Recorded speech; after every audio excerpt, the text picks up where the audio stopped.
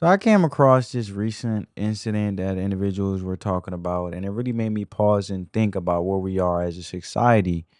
And it was the moment a retail employee decided their personal politics were more important than their job. And a customer from the Kalamazoo County Republican Party went to an office depot in Portage, Michigan to pick up an order of posters, and they were for a prayer vigil honoring the recently assassinated conservative activist Charlie Kirk. And the response they received has now been seen by millions. An employee who identified himself as a manager looked at the order and refused to print it. Yeah, so we don't print propaganda, they said. It's propaganda. I'm sorry, we don't print that here. And it's wild to see how far people are willing to go based on their own personal beliefs to the point where just a name on a poster could make them refuse to do the basic tasks they are paid for. This one decision set off a chain reaction that cost them their job and perfectly captures the strange place where we find ourselves in. So, I want to set the stage because context is everything. The order was placed by a representative of the Kalamazoo County Republican Party for a prayer vigil, right? And it wasn't for a political rally or a protest. Following the assassination of Charlie Kirk days earlier, supporters were organizing memorials. And this local group planned a vigil in a public park for the community to come together. And the poster was simple, featuring a photo of Kirk with the words, the legendary Charlie Kirk. And the order was placed hours in advance at the Office Depot in Portage, Michigan. And it was a standard paid for $56 transaction that should have been completely routine. But just 30 minutes before the vigil was scheduled to start, a call came from the store and an employee told the customer they would not print the poster. And the reason given was blunt because it was for Charlie Kirk. Stunned and with time running out, the customer went to the store to figure out what was happening, and that's when the cameras start rolling. Check it out. For an order earlier for to print a poster for a vigil tonight Yeah, so for we don't somebody print that passed. propaganda. It's not It's propaganda. I'm sorry. We don't print that here. Alrighty. So, what's your name? Carol, I'm print supervisor. Thank I'm you. one of the managers. Yes. So, unfortunately, we do So not they print, say they don't print we don't political print propaganda. No. So this is somebody that passed away a couple years That's ago from a political bullet. propaganda, unfortunately. I'm So sorry. this is for a prayer tonight, for a prayer vigil. It's still propaganda, unfortunately. I printed What other makes it things. propaganda? Because he's a political figure, and I don't have to. Correct. Yeah.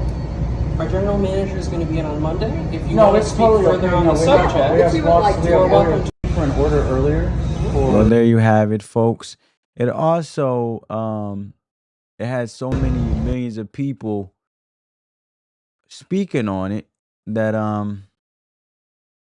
they actually had Office Depot respond to the situation of the matter about the situation. So this was, I believe, yeah, this was a situation. It was for a vigil.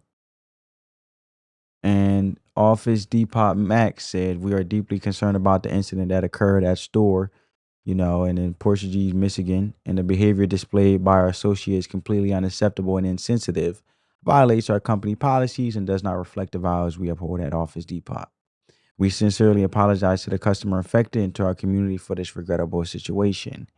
Upon learning of the incident, we immediately reached out to the customer to address their concerns and to seek to fulfill their order to their satisfaction. We also launched an immediate internal review, and as a result, the associate involved is no longer with the organization. All right. So the video came out. This is a perfect example of what happens when ideology crashes into everyday life. In the clip, the customer calmly explains the situation. So we came in for an order earlier to print out a poster for a vigil tonight for somebody that passed.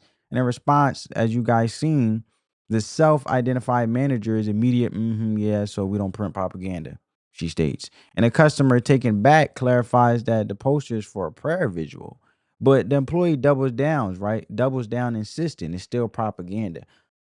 And once the person asks the obvious question, what makes this propaganda? The manager's reasoning reveals her entire mindset because He's a political figure and I don't have to. And she begins before another employee cuts her off, likely sensing a disaster unfolding. And he tries to de-escalate, telling the customer the general manager will be in on Monday, but it was too late because the refusal was based on copyright or some other legitimate company policy. And a lawyer from the local GOP even noted they have used the same Office Depot for political materials before without any problem. And this was purely political judgment called a political judgment called by an employee on the clock. And that was the video that you guys seen. And it just, this whole situation, right? Because facing a public relations nightmare, Office Depot's corporate office went into full damage control mode, as you guys have read and see on the screen. Crucially admitted that the refusal violates the policies, right? So when you look at it, in other words, they were fired. Office Depot also said they reached out to the customer to make things right. And it was a textbook corporate response, as you seeing on the screen. Apologize, condemn the behavior, remove the problem, and promise to do better. And this whole situation really gets you thinking, because it's one thing to have your own views, but it's another thing to entirely use your job as a weapon to enforce them on paying customers. It's insane to me. And if you're trying to make sense of this ideological chaos, do me a favor, hit that like button, subscribe to this channel, and share this video. Talking about this stuff is only one way we can figure it out together. So let's get back to what this really means, because so what do we take away from this is the real question. And what does an incident at a random Office Depot in Michigan tell us about the bigger picture? First, is giving off a strong double standard vibe, because I remember when there was a huge national debate over a Christian owned bakery that refused to make a wedding cake for, a gay couple. And that was a privately owned business, and people were quick to sue them for discrimination. But then, in the same sense, you have an employee, people who don't even own the company, refusing service based on their personal views. How does that make sense? And if you're working for someone else, you don't get to pick and choose when you do your job. Especially in a struggling economy, you think people will be trying to keep their jobs, not lose them over ideological stands. And second, let's talk about the law, because this is where a lot of people get confused. The First Amendment prevents the government from censoring you. It doesn't apply to private companies. And Michigan is an at-will employment state, which means an employee can fire an employer can fire an employee for any reason or no reason at all, as long as it's not illegal discrimination against a protected class like race or religion. And political affiliation is generally not not a protected class in Michigan.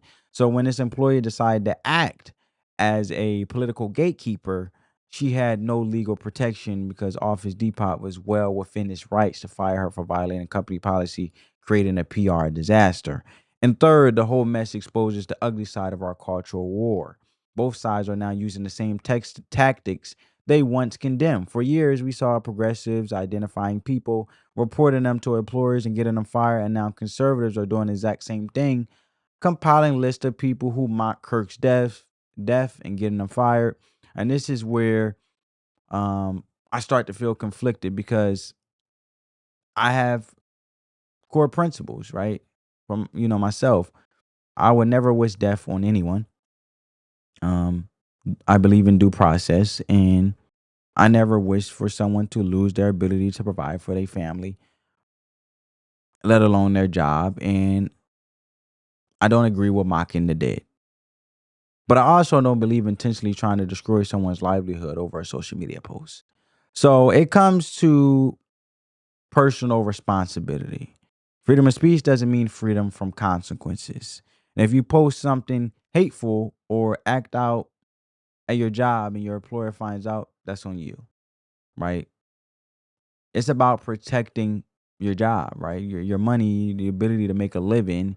And that's the hard truth here. Even if you don't support doxing or cancel culture, if your actions cause a problem for the company you work for, you have to be prepared for the fallout. And in the end, an employee in Michigan thought she was taking a brave stand against propaganda. Instead, she denied service for a memorial vigil, created a viral headache for her employer and herself, and got herself fired. And she became a national cautionary tale. The company Office Depot had to publicly apologize, fire her not out of political conviction, but out of basic business sense.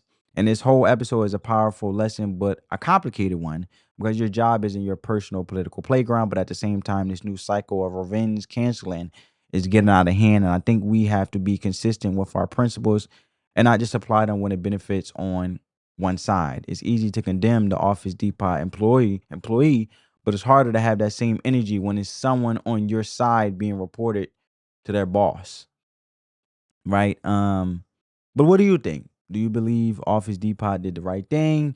And what about this trend of revenge-based canceling? Let me know you guys' thoughts in the comments. And as always, thanks for watching. Don't forget to like, subscribe, and hit that notification bell. On that note, family, peace.